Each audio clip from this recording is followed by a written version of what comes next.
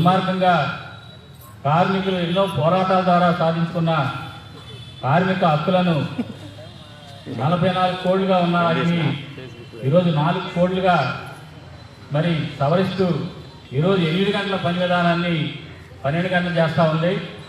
ఉద్యోగ భద్రత లేకుండా ఈరోజు కంపెనీలకు మరి కార్మికుల్ని బానిసలుగా పెట్టే విధంగా ఈరోజు కార్మిక చట్టాలను సవరిస్తూ ఉంది. అదేవిధంగా రైతుల్ని ఈరోజు భూమికి దూరం చేసే విధంగా ఈరోజు నిత్యావసర సరుకుల చట్టాన్ని మరి సవరిస్తూ ఇటు ప్రజలకి రైతాంగానికి కూడా తీవ్ర నష్టం చేస్తూ ఈరోజు బిల్లుల్ని పార్లమెంట్లో మరి ప్రతిపక్షం కూడా లేకుండా ఈరోజు అమలు చేసుకుంటా ఉంది. మరి ఇటువంటి యొక్క విధానాలకు వ్యతిరేకంగా మరి కార్మికులందరూ కార్మిక సంఘాలన్నీ జయప్రదం చేయాలని, నవంబర్ 26 యొక్క సమ్మెని జయప్రదం చేయాలని ఇప్పటికీ అన్ని మండలాల్లో మరి అన్ని జిల్లాల్లో కూడా వివిధ కార్యక్రమాలు నిర్వహిస్తూ ఉన్నాం. దానిలో భాగంగానే రేపు దేశవ్యాప్త సమ్మెని జయప్రదం చేయాలని ఈ కార్యక్రమంతో ఈరోజు ఈ సదస్సుని ఏర్పాటు చేసుకోవడం జరిగింది. ఈ యొక్క కార్మిక సదస్సుకి సభాధ్యక్షులుగా సిఐటియు జిల్లా అధ్యక్షులు వారిని వేదిక మీద రావాల్సిందిగా కోరుతా ఉన్నాను. అదేవిధంగా ఏఐటిసి జిల్లా నాయకులు లింగం ఫిలిప్ గారు వేదిక మీద రావాల్సిందిగా కోరుతా ఉన్నాను. వీరిద్దరూ ఈ యొక్క సదస్సుకి సభాధ్యక్షత వహించి సదస్సుని మరి ప్రారంభిస్తారు. అదేవిధంగా ఈ యొక్క సదస్సుకి ముఖ్య అతిథిగా కామ్రేడు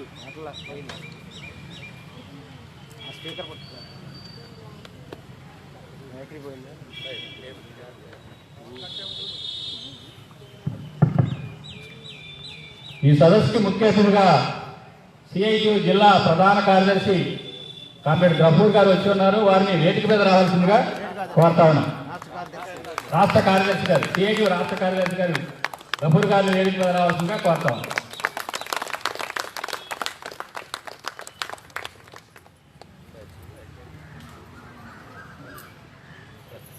అదేవిధంగా ICU general secretary division general secretary comrade Kishore Kumar గారిని వేదిక మీద రావాల్సిందిగా కోరుతాం.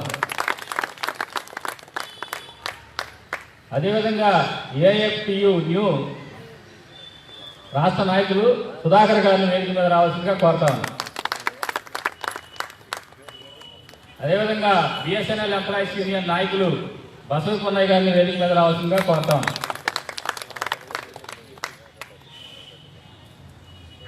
ఆంధ్రప్రదేశ్ రిటైర్డ్ ఎంప్లాయీస్ సంఘం తరఫున డివి రావు గారు వచ్చున్నారు. వారిని కూడా వేదిక మీద రావాల్సిందిగా కోరుతా ఉన్నాం. అదేవిధంగా బెల్ ఎంప్లాయీస్ యూనియన్ నాయకులు ఎం రవికుమార్ గారు వారిని వేదిక మీద రావాల్సిందిగా కోరుతా ఉన్నాం.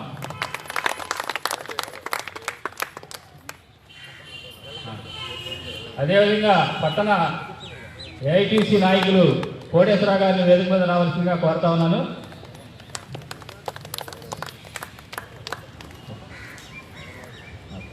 అదేవిధంగా సిఐటియు జిల్లా ప్రధాన కార్యదర్శి కామ్రేడ్ వై నరసింహరావు గారిని వేదిక మీద రావాల్సిందిగా కోరుతా ఉన్నాను. అంగన్వాడీ యూనియన్ జిల్లా నాయకులు కామ్రేడ్ ఏ రమాదేవి గారిని వేదిక మీద రావాల్సిందిగా కోరుతా ఉన్నాను.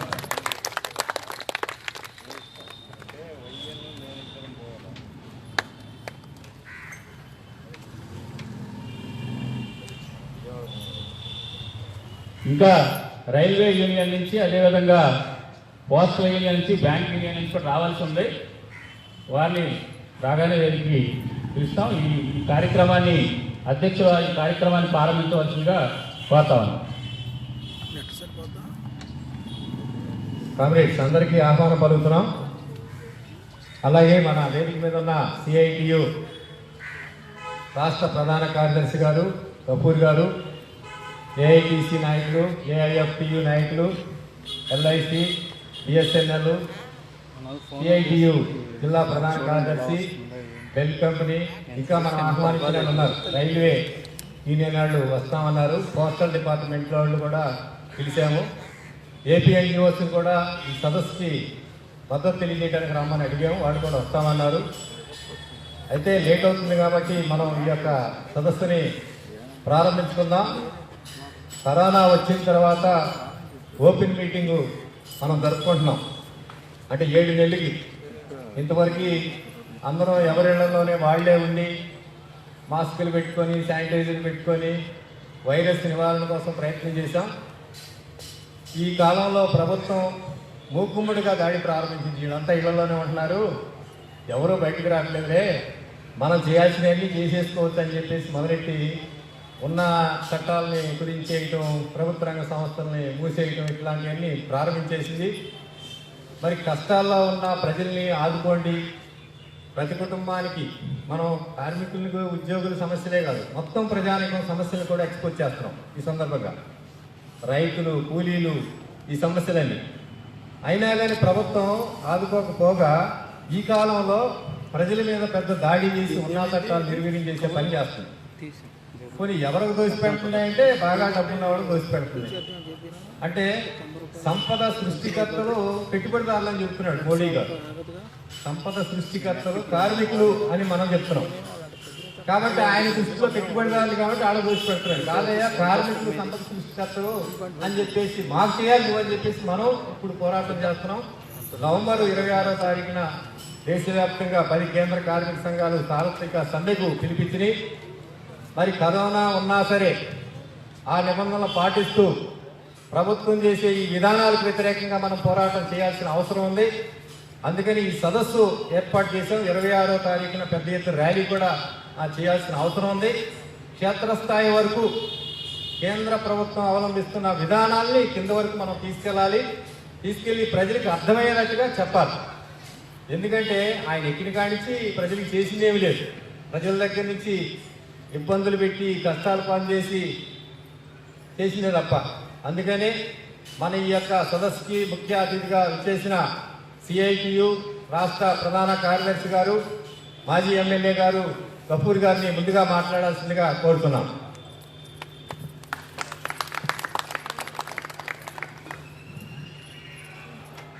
సభాధ్యక్షవర్గం, వేదికైనటువంటి సిఐటియు, ఏఐటియుసి, ఐఎఫ్టియు, ఎల్ఐసి, ఇతర కార్మిక సంఘాల నాయకులు, ప్రియమైన సోదరులు, నవంబర్ 26వ తేదీ దేశవ్యాప్తంగా సార్వత్రిక సమ్మె చేయాలని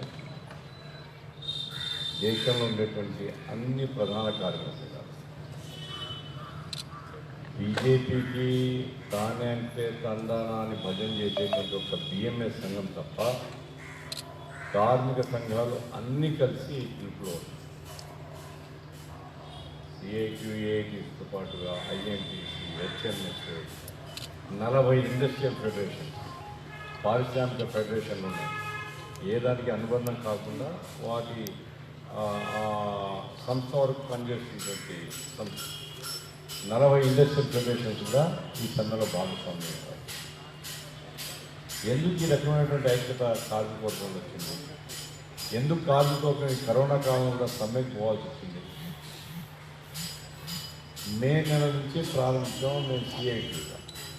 తర్వాత జూన్, జూలైలో మిగతా సంఘాలు కూడా ప్రారంభించాయి. ఆగస్టులో అందరూ కలిసి ఆగస్టు 9వ తేదీ కేంద్ర ప్రభుత్వాన్ని అడిగింది ఏమిటి? ఈ కరోనా వల్ల పనులు పోయినాయి, చాలా ఇబ్బందుల్లో కార్మికులు ఉంటున్నారు కాబట్టి ప్రతి పేదవానికి, కార్మికులకే కాదు ప్రతి పేదవానికి కనీసం 7,500 రూపాయలు నెలకి ఇవ్వమని అడిగాను. ఎందుకంటే ప్రధానమంత్రి ఏమన్నాడు? మీరెక్కడున్నారో అక్కడే ఉండిపోండి, आप जहां भी है वहीं रह जाओ. హిందీలో చెప్పిన మాట. అక్కడే ఉండిపోయినాం. తిండి, కుటుంబ జీవితం, పిల్లలు, తల్లులు ముందుగా ఒక 15 రోజులు ముందుగా ఫలానా రోజు నుంచి పని చేయబోతున్నాము అంటే ఏదో సప్పో తెచ్చిపెట్టుకుంటారు, సరుకు ఇంకో తెచ్చిపెట్టుకుంటారు. మార్చి 24వ తేదీ సాయంకాలం ప్రకటించి అర్ధరాత్రి నుంచి లాక్డౌన్ కంటిన్యూ చేస్తారు. 22వ తేదీ జనతా కర్ఫ్యూ పెట్టారు. మన రాష్ట్ర ప్రభుత్వం, తెలంగాణ రాష్ట్ర ప్రభుత్వం 23, 24 కంటిన్యూ చేసినాయి. 24వ తేదీ సాయంకాలం ప్రకటించి ఈ రోజు నుంచి లాక్డౌన్ ఉంది. మీరు ఎక్కడున్నారో అక్కడే ఉండిపోండి. అక్కడే ఉండిపోయినాం. తిండి లేదు. 5 కిలోల బియ్యం, 1 కిలో పప్పు ధాన్యం ఇచ్చినా మొత్తం కుటుంబాలను బాగుపడిపోతా. బాడుగా అడగకూడదు అని ఏ చట్టం లేదు కదా, ఇంటి బాడుగా అడుగుతారు. అందు ప్రత్యేకించి మన ఆంధ్ర రాష్ట్రంలో లాక్డౌన్ కాలంలో కరెంట్ బిల్ ఎక్కువ, 2 నెలలు కలిపి ఎక్కువ యూనిట్లు వాడినారని మామూలు రేట్ కంటే ఎక్కువ రేట్ వసూలు చేస్తారు. ఇంట్లో ఖర్చులు, పిల్లలు ఉంటారు, వాళ్ళకి తిండి తిప్పలు, మరి దీనికి డబ్బులు లేవు. ఇది ఎన్ని రోజులు ఉంటుందో తెలియదు. కాబట్టి ఇచ్చేవాడు కూడా ఎవడు, అప్పించేవాడు లేడు, యజమాని ఎవడు పట్టించుకోడు. కాబట్టి గవర్నమెంట్ నెలకు 7,500 రూపాయలు ఇవ్వమని అడిగారు. నేను ఇక్కడ చెప్తాను, మీలో కొంతమంది ఏంటంటే, మీలో కాకపోయినా బయట సమాజంలో ఉంటారు కొంతమంది, గవర్నమెంట్ ఎక్కడి నుంచి ఇస్తుంది? లాక్డౌన్ ఎవరు పెట్టారు? గవర్నమెంటే కదా. మనం కోరింది కాదు లాక్డౌన్, గవర్నమెంట్ పెట్టింది.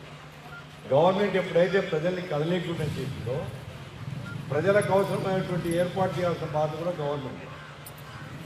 ఇప్పుడు నరేంద్ర మోడీ గారు ట్రంప్ గారిని గురించి పొగుడుకుంటారు. నమస్తే ట్రంప్ పెట్టినాడు.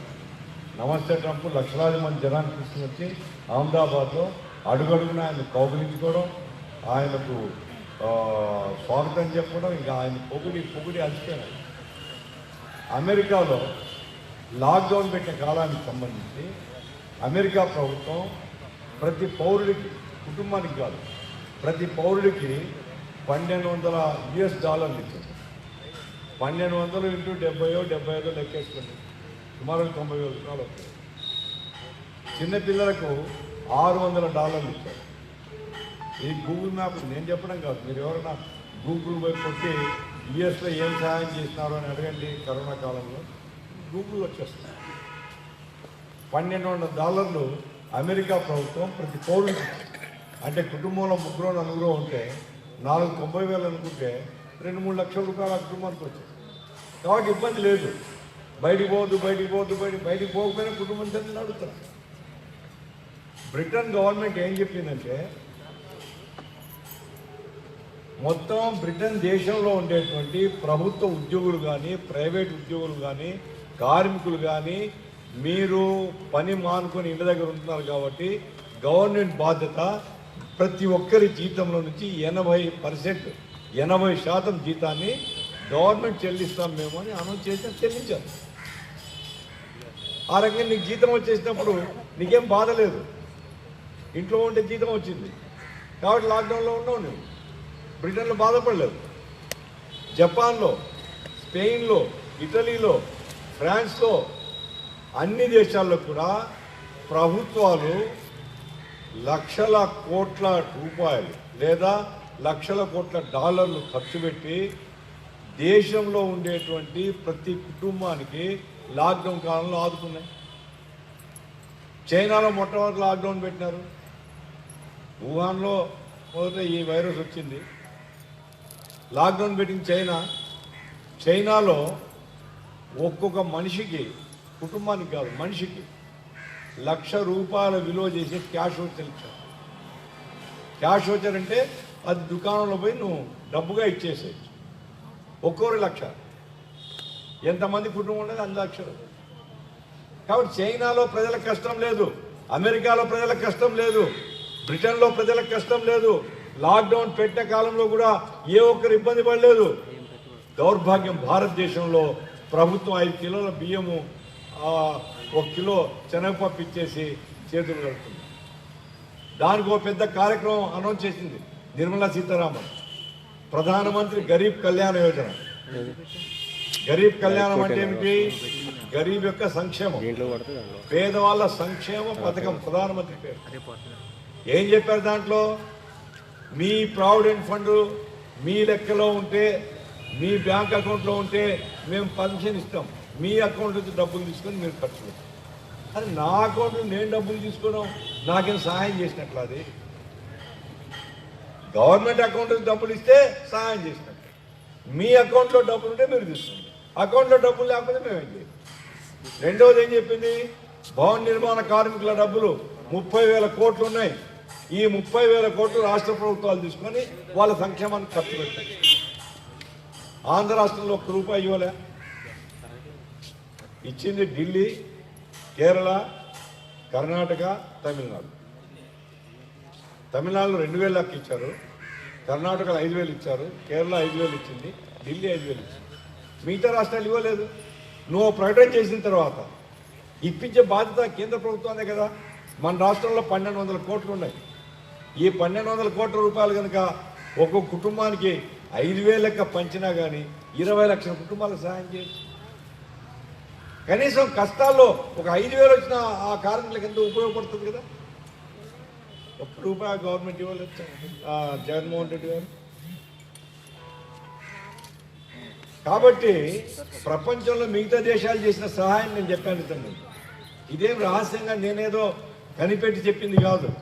ఇది ఎవరిని అడిగినా లేదా లోతుగా పోయి ఎవరు పరిశీలన చేసినా మిగతా దేశాలు ఇచ్చినటువంటి సౌకర్యం ప్రజలకు. లాక్డౌన్ పెట్టినప్పుడు ఆ సౌకర్యం వాళ్ళు ఇస్తే మన దేశంలో ఎందుకు ఇవ్వరు? రెండవది, చైనాలో లాక్డౌన్ చేసినారు 70 రోజులు. 70 రోజుల తర్వాత చైనాలో వైరస్ లేదు. ఇప్పుడు మూతికి బట్టలు కట్టుకున్నాం మనం. చైనాలో ఎవరు మూతికి బట్టలు కట్టుకోవడానికి? చైనాలో రైళ్లు తిరుగుతున్నాయి, బస్సులు తిరుగుతున్నాయి, మార్కెట్లు ఉన్నాయి, సినిమాస్ ఉన్నాయి, స్కూల్స్ ఉన్నాయి, అన్నీ నడుస్తున్నాయి. మన దేశంలో ఇంకా స్కూల్ ఓపెన్ చేయలేదు. మార్కెట్ పోతే మనకే భయం, ఎప్పుడు జబ్బు వస్తుందో అని. ఎందుకంటే చాలామంది జనం కలుస్తున్నారు. జబ్బు చాలా ఎక్కువ ఉంది భారతదేశం. మరి చైనాలో లాక్డౌన్ పెట్టిన తర్వాత జబ్బు లేకుండా చేస్తే ఇండియాలో లాక్డౌన్ తర్వాత పరిస్థితి ఏమిటి? లాక్డౌన్ పెట్టినప్పుడు 700 కేసులు ఉన్నాయి. లాక్డౌన్ ఎత్తేసినప్పటికీ 60,000 కేసులు, 60 లక్షల కేసులు, 60 లక్షల కేసులు. ఈరోజు భారతదేశంలో 80 లక్షల కేసులు క్రాస్ అయిపోయినాం. అమెరికాతో పోటీ పడుతున్నాం. ఇంకో వారం 10 రోజుల తర్వాత అమెరికాను దాటేసి ముందుకు పోతాం. గ్యారెంటీగా గోల్డ్ మెడల్ సాధిస్తాడు. ఏ దాంట్లో గోల్డ్ మెడల్ రాదు నాకు. ఈ జబ్బు పెంచడంలో మాత్రం నరేంద్ర మోడీ గోల్డ్ మెడల్ వస్తుంది. ఎందుకు నివారించలేకపోతున్నాం? ప్రభుత్వం ఎందుకు ఏం చేయడం లేదు? భయం పెంచడం తప్ప జనాన్ని చైతన్యపరచడం కానీ రోగాన్ని గురించి, జబ్బుని గురించి, వైరస్ గురించి ప్రజలకు వివరించి వైరస్ అంటుకోకుండా ఏం జాగ్రత్తలు తీసుకోవాలనో ఏమైనా చేస్తారా? ఏమీ లేదు. పోలీసులను పెట్టడం, కొట్టేయడం తప్ప ఏం చేసింది గవర్నమెంట్? అమెరికాలో లాక్డౌన్ పెట్టినారు, అమెరికాలో కేసులు తగ్గినాయి. స్పెయిన్, ఒకప్పుడు స్పెయిన్ యువరాణి చనిపోయింది ఈ కరోనాతో. స్పెయిన్లో చాలా మంది చచ్చిపోయినారు, కానీ ఈరోజు స్పెయిన్లో కేసులు తగ్గిపోయినాయి లాక్డౌన్ పెట్టిన తర్వాత. ఇటలీలో కేసులు తగ్గిపోయినాయి, ఫ్రాన్స్లో కేసులు తగ్గిపోయినాయి. ఈరోజు లాక్డౌన్ తర్వాత కూడా కేసులు విపరీతంగా పెరిగిన దేశం ఒకే ఒక్క దేశం ఏదంటే భారతదేశం. మనకంటే పాకిస్తాన్ వెనుకబడిన దేశం, మనకంటే ఆర్థికంగా వెనుకబడిన దేశం. పాకిస్తాన్లో మొత్తం కేసులు మన రాష్ట్రంలో ఉన్న కేసులన్నీ లేవు. ప్రపంచ ఆరోగ్య సంస్థ పాకిస్తాన్ను అభినందించింది. ఎందుకు అభినందించింది? పాకిస్తాన్ గవర్నమెంట్ ప్రజా సంఘాలని, ప్రజల్ని మొత్తం వీధుల్లో తిరిగి ఈ జబ్బు ఎందుకు వస్తుంది, జబ్బు రాకుండా ఏం చేయాలి, భౌతిక దూరాన్ని ఎట్లా పాటించాలి, శుభ్రత ఎట్లా పాటించాలి, మొత్తం ప్రజలు ఎప్పుడైతే చైతన్యవంతమైనారో జాగ్రత్తలు తీసుకుంటారు. మనకంటే వెనకబడిన ఆర్థిక వ్యవస్థ పాకిస్తాన్లో ఈరోజు జబ్బు మనకంటే చాలా తక్కువ. బంగ్లాదేశ్, ఢాకా మన జనాభా కంటే, ఢాకా జనాభా సాంద్రత ఢిల్లీ, ముంబై అన్నిటికంటే ఎక్కువ. కానీ బంగ్లాదేశ్లో మనకంటే తక్కువ కేసులు ఉన్నాయి, శ్రీలంకలో మనకంటే తక్కువ కేసులు ఉన్నాయి. ఎందుకు ఇవన్నీ వివరాలు చెప్తున్నా అంటే నరేంద్ర మోడీ సమర్థుడు సమర్థుడు సమర్థుడు అని భజనతో భజన చేసే బృందం ఒకటి, సోషల్ మీడియాలో అబద్ధాలు ప్రచారం చేసేటువంటి బృందం ఒకటి తయారైంది. భారతదేశంలో ప్రధానమంత్రి చాలా అసమర్థుడు. ఈ ప్రధానమంత్రి ఈ దేశానికి సంబంధించిన ఏ సమస్యను పరిష్కారం చేయడంలో ఇతని చేత కావడం లేదు అనే విషయాన్ని గట్టిగా చెప్పడం కోసం వివరాలు చెప్తున్నాం. పెద్ద నోట్ల రద్దు ఏమన్నాడు ఆయన? 100 రోజులు చూడండి, 100 రోజుల్లో ఫలితం రాకపోతే నన్ను ఉరిదీయండి అన్నారు. రిజర్వ్ బ్యాంక్ ఆఫ్ ఇండియా ఏం చెప్పింది? ఏం లాభం లేదు, నోట్ల రద్దు వల్ల కొత్త నోట్లు ప్రింట్ చేయడానికి 20,000 కోట్లు ఖర్చునే తప్ప ఏం డబ్బులు మిగలేదు. రిజర్వ్ బ్యాంక్ ఆఫ్ ఇండియా నేను చెప్పడం కాదు. జిఎస్టీ పెడితే మొత్తం దేశంలో ఒకే రకమైనటువంటి ఏకీకృత పన్నుల విధానం వచ్చేస్తుంది, ఈ దేశంలో వ్యాపారం బ్రహ్మాండంగా అభివృద్ధి చెందుతుందని బలవంతంగా జిఎస్టీ పెట్టారు. ప్రజల మీద భారాలు పెరగడం తప్ప రాష్ట్రాలన్నీ కూనాలు వెళ్ళిపోతున్నాయి, రాష్ట్రాల ఆదాయం పోయింది, అసంఘటిత రంగంలో ఉండేటువంటి వ్యాపారం అంతా దెబ్బతింది, దేశంలో నిరుద్యోగం పెరిగింది, దేశంలో ఆర్థిక మాంద్యం పెరిగింది. ఇది అందరూ ఆర్థికవేత్తలు చెప్తున్నారు. ఇప్పుడు మనకు కరోనా వచ్చింది, మార్చి నుంచి మనకు దాని గురించి భయం ఎంత వచ్చింది. మీరు జనవరి ఫిబ్రవరి పేపర్లు చదవండి. అరవింద్ పనగారియా పేరు, ఆయన ఎవరు? కమ్యూనిస్ట్ కాదు, లేదా వామపక్షాలకు చెందినవాడు కాదు. నరేంద్ర మోడీకి పోయిన సంవత్సరం వరకు ఆర్థిక సలహాదారుడు, బీజేపీ సానుభూతిపరుడు. అరవింద్ పనగారియా ఏం చెప్పాడంటే జనవరిలో, భారత ఆర్థిక వ్యవస్థ చాలా ప్రమాదంలో ఉంది, ప్రభుత్వం పట్టించుకోవడం లేదు. ఆయన చెప్పిన మాట ఏమంటే, భారత ఆర్థిక వ్యవస్థ ఐసీయూలో ఉంది. ఐసీయూ అంటే ఏమిటి? ఇంటెన్సివ్ కేర్ యూనిట్ అని హాస్పిటల్లో ఉంటుంది. గుండె జబ్బు వస్తే ముందు ఐసీయూలో పెడతారు, ప్రాణ ప్రమాదం ఉంటే ఐసీయూలో పెడతారు. ఐసీయూలో పోయినోడు బయటికి రావచ్చు, అట్లే పోవచ్చు. భారత ఆర్థిక వ్యవస్థ ఐసీయూలో ఉంది అని అరవింద్ పనగారియా చెప్పాడు. రఘురామ్ రాజన్ మొన్నటి వరకు భారతదేశానికి రిజర్వ్ బ్యాంక్ గవర్నర్గా ఉన్నాడు, చాలా పెద్ద ఆర్థికవేత్త. ఆయన చెప్పింది ఏమిటంటే, భారత ఆర్థిక వ్యవస్థ ఎవరు పట్టించుకోవడం లేదు, సీరియస్ సమస్యలతో ఉంది, ఇట్లా కనుక వదిలేస్తే భారత ఆర్థిక వ్యవస్థ కుప్పకూలిపోతుందని. ఎప్పుడు కరోనా కంటే ముందు, ఇప్పుడు దానికి కరోనా తోడైంది. ఈరోజు పరిస్థితి ఏమిటంటే, ఐఎంఎఫ్ వాళ్ళు అంచనా వేశారు, భారతదేశం కనీసం 10% వెనక్కిపోతుంది. ముందు పోవడంలో దేశం ఇప్పుడు కనీసం 10% వెనక్కిపోతుంది. జీడిపి 10% మైనస్ అవుతుందని ఐఎంఎఫ్ చెప్తుంది. Reserve bank of India government దగ్గర, గవర్నమెంట్ కాపాడుతారు వాళ్ళు. వాళ్ళే ఏం లెక్కలు చెప్తున్నారంటే 10 కాదులే 9.3 మైనస్లో ఉంటుంది. మొత్తం ఈ కరోనా వల్ల భారతీయ ఆర్థిక వ్యవస్థ వెనక్కిపోతుంది, తిరోగమనంలో ఉంది. ఆర్థిక వ్యవస్థ వెనక్కిపోవడం అంటే నిరుద్యోగం పెరగడం, ద్రవ్యోల్బణం పెరగడం, ధరలు పెరగడం, ప్రజలు బతికలేక చావడం, ఇవన్నీ కూడా భారతీయ ఆర్థిక వ్యవస్థలో జరగబోతున్నాయి. ఆర్థిక మాంద్యం తీవ్రంగా ఉంటుంది. ఎక్కడ ఉద్యోగాలు పోతాయి, ఉండే ఉద్యోగాలు పోతాయి, ఉద్యోగాలు దొరకవు కొత్తగా, జనం దగ్గర డబ్బులుండవు, జనానికి చేసే పని దొరకదు. ఇవి ఆర్థిక మాంద్యంలో వచ్చేటువంటి పరిస్థితి. ఇటువంటి ఆర్థిక మాంద్యము భారతదేశంలో, ప్రపంచంలో ఏ దేశంలో లేనంత ఆర్థిక మాంద్యం ఉంది అని ఆర్థికవేత్తలు అందరూ చెప్తున్నారు. ఏమైనా పడుతుందా నరేంద్ర మోడీకి, బీజేపీ వాళ్ళకు? లేదు, ఎక్కడం లేదు. బీజేపీకి ఎక్కడం లేదు, నిర్మలా సీతారామన్ తెలియదు, ఆర్థికవేత్తల సలహాలు తీసుకోవడం లేదు. వాళ్ళు ఏం చేసినా భజన చేసే భజన బృందం మన ఆంధ్ర రాష్ట్రం తయారు. వైఎస్ జగన్మోహన్ రెడ్డి, చంద్రబాబు నాయుడు ఇక్కడేదో అధికారం కోసం, కుర్చీ కోసం తన్నుకోవడం కూడా తక్కువ. వాళ్ళు బూతులు తిట్టుకుంటారు. మీ జిల్లా వాడేనా కొడాలని? కొడాలని భాష ఏం భాష? గుడివాడ. మీ జిల్లా వాడే దేవినేని ఉమామహేశ్వరరావు ఉన్నాడు, లేకుంటే మీ పక్కనే ఉండేటువంటి ఆ ఎమ్మెల్యే ఉన్నాడు, ఎవరు మన జోగి రమేష్. ఏం భాష మాట్లాడుతుంటారు వాళ్ళు? అంటే అధికారం ఎందుకు మాట్లాడుతున్నారు? అధికారం నిలబెట్టుకోవాలా అనేది వీళ్ళు, అధికారం ఏదో పద్ధతిలో లాక్కోవాలని వాళ్ళు. ఇద్దరు కలిసి ఢిల్లీకి పోతే, వీళ్ళు పోయినా వీళ్ళ ప్రతినిధులు పోయినా, ఇద్దరు కలిసి ఢిల్లీలో నరేంద్ర మోడీ భజన చేస్తారు. అంటే ఏమిటి? నరేంద్ర మోడీ యొక్క ఆర్థిక విధానం గురించి చర్చించుతున్నారు వీళ్ళు.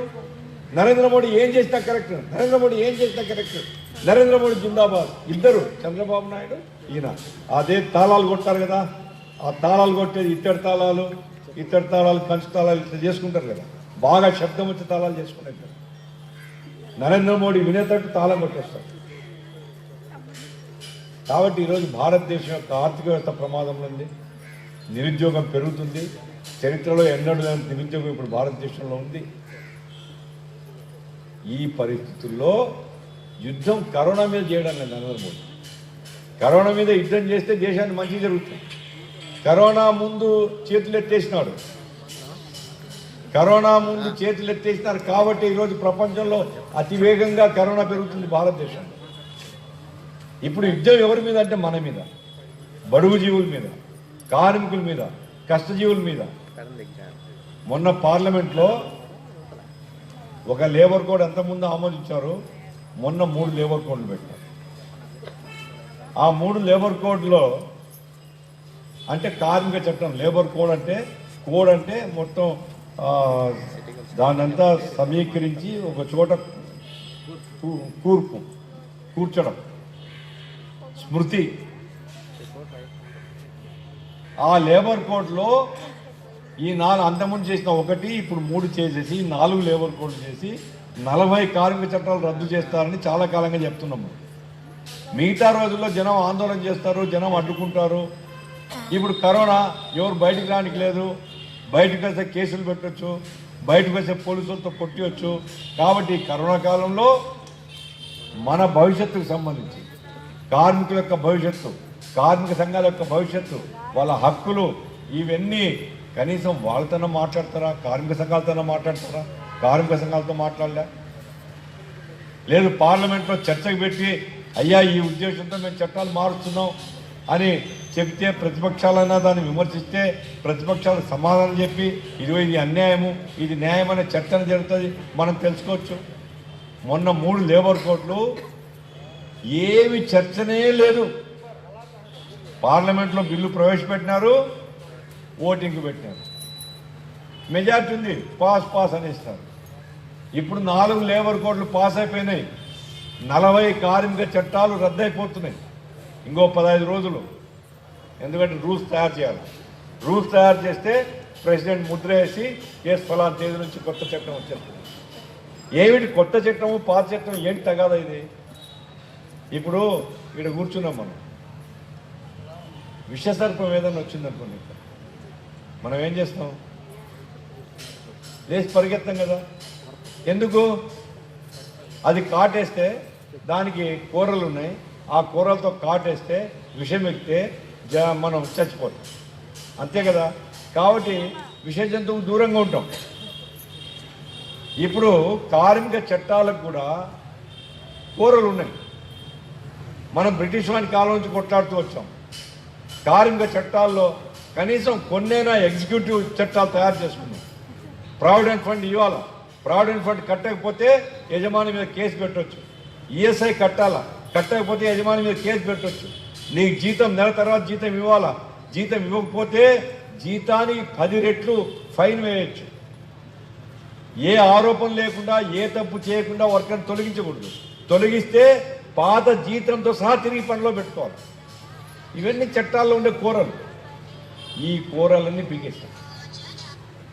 ఏమిటి పాత చట్టాలకు ఇప్పుడు ఈ లేబర్ కోడ్స్కు తేడా ఏమిటంటే, పాత చట్టాల్లో కార్మికులకు అంతో ఇంతో ఉపయోగపడేటువంటి అంశాలన్నీ పీకేస్తాం. ఇప్పుడు మామూలుగా నాగుబాం అంటే భయపడతాం, దాని కూరలు పీకేస్తాం అనుకోండి, పిల్లలు కూడా ఆడుకుంటారు దాంట్లో. ఎందుకు? అదేం చేయలేదు, అందరికీ తెలుసు. దాని నెత్తి మీద కూడా కొట్టినా అదేం చేయలేదు. ఆ రకంగా ఇప్పుడు కార్మిక శాఖ అనేది ఎగ్జిక్యూటివ్ డిపార్ట్మెంట్గా కాకుండా ఫెసిలిటేటర్గా ఉంటుందంట. అంటే యజమానులకు కార్మికులకు సౌలభ్యాన్ని సమకూర్చేటువంటి సంస్థగా ఉంటుంది. కార్మికులు అణిచివేతకు గురవుతున్నారు, కార్మికులు బలహీనులు. కార్మికులకు ఎందుకంటే యజమానికి డబ్బు ఉంటుంది, యజమానికి గవర్నమెంట్ బలుకుతుంది, యజమాని దగ్గర అనేక మంది అధికారులు ఉంటారు, యజమానికి అనుకూలంగా ఎమ్మెల్యేలు ఉంటారు, ఎంపీలు ఉంటారు, గవర్నమెంట్ ఉంటుంది. కార్మికులకు ఎవరు ఉండరు. కాబట్టి చట్టాలు కార్మికులకు అనుకూలంగా ఉంటాయి, ఈ చట్టాన్ని అమలు జరిపించడం కోసం కార్మిక శాఖను పెట్టినారు. ఇప్పుడేమిటి, చట్టాలు కార్మికులకు అనుకూలమేం కాదు, చట్టాలు ఉభయులకు అనుకూలంగా ఉండాలా. కాబట్టి కార్మిక శాఖ కార్మికుల తరఫున ఉండదు, ఉభయుల్ని కూర్చోబెట్టి మాట్లాడేటువంటి ఒక ఫెసిలిటేటర్, ఒక సౌలభ్యాన్ని సమకూర్చేటువంటి యంత్రాంగంగా మార్చేస్తున్నారు. చాలా దుర్మార్గం ఇది, చేసేస్తారు. రెండవది ఏం చేస్తున్నారు, ఈ ఊర్లో ఎల్ఐసి డివిజన్ ఆఫీస్ ఉంది మచిలీపట్నం, అట్లా ఈ ఊర్లో బెల్ కంపెనీ ఉంది. బెల్ కంపెనీ ప్రత్యేకత ఏమిటంటే రాత్రిపూట కూడా మన సైన్యానికి కానీ మన సైనికులకు కానీ లేదా విమానం నడిపే వాళ్ళకి కానీ రాత్రిపూట కూడా పగులు కనపడినట్టుగా కనపడేటువంటి విజన్ గ్లాసెస్ ఇక్కడ తయారు చేస్తారు, నైట్ విజన్ గ్లాసెస్. అట్లాగే ఇంకా కొన్ని పరికరాలు తయారు చేస్తారు. మన దేశంలో 42 ఆర్డినెన్స్ ఫ్యాక్టరీలు ఉన్నాయి. ఆయుధాలు మన సైన్యానికి, తుపాకులు లేదా రివాల్వర్స్, మందుగుండు ఇటువంటివన్నీ తయారు చేసే 42 పరిశ్రమలు ఉన్నాయి.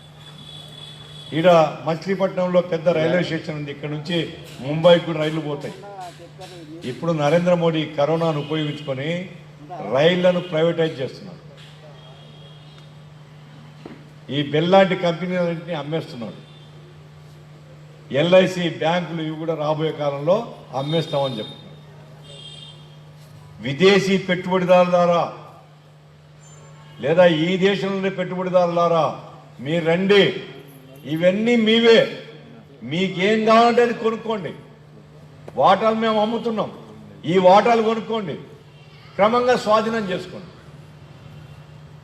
ఈ రకంగా పబ్లిక్గా వేలం పాటలో దేశాన్ని పెట్టుకునే వాళ్ళు ఏంటో.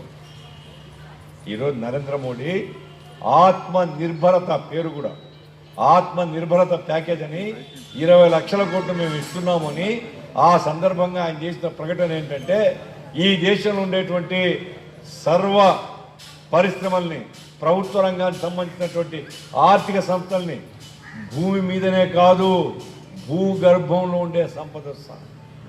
బొగ్గు భూమి మీద ఉండదు, భూగర్భంలో ఉంటుంది. లోపల దిగి భూగర్భంలో తీయాల. భూగర్భంలో ఉండే బొగ్గు, భూగర్భంలో ఉండే ఖనిజాలు ఇవి కూడా మేము ప్రైవేట్ వాళ్ళకి అమ్మేస్తాం.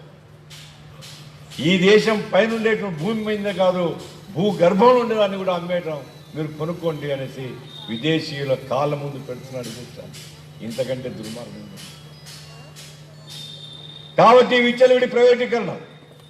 నవరత్న కంపెనీలు ఉన్నాయి మనకు, oil and natural gas corporations ఉన్నాయి, అట్లాగే పెట్రోలియం సంస్థలు ఉన్నాయి.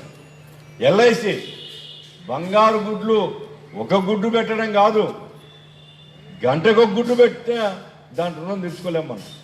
లక్షల కోట్లు, 5 కోట్ల పెట్టుబడితో ప్రారంభమైతే లక్షల కోట్లు ఈరోజు ప్రభుత్వానికి సహాయం చేస్తుంది.